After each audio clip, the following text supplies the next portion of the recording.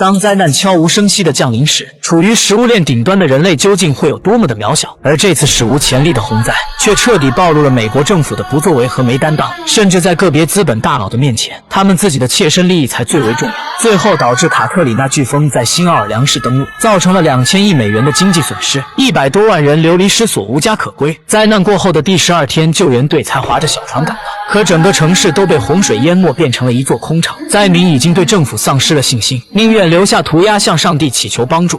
God help us。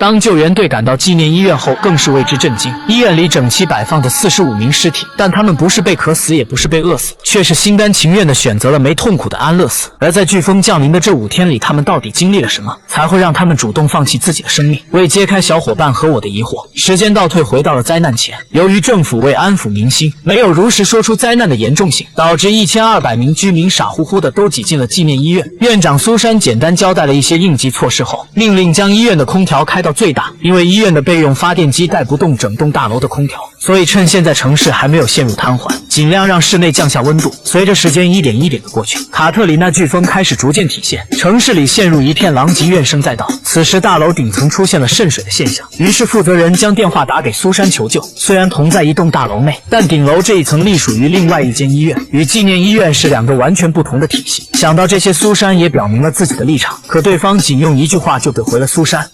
We need instant commander for the hospital, yes? Yes. So I'm asking, is everything all right?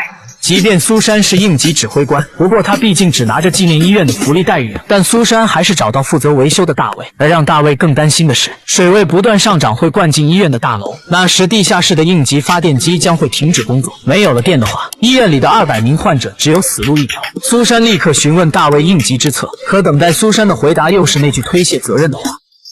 You're the incident commander. 于是苏珊找到几个医院的骨干商量对策，可当他们知道水位上涨到1.2米时，大楼就会断电，立刻就不淡定了，因为按照这样来看，很快他们就会陷入危机。随后就有人向维修组长大卫发出灵魂拷问，大卫也明确表示，去年就提出过发电机没有防水的隐患，可直到现在你们高层也都是不闻不问的。情况紧急，苏珊再次追问他们该如何应对，但他们给出的回答却出乎苏珊的预料。Well, you're the incident commander. Jesus, could people stop saying that?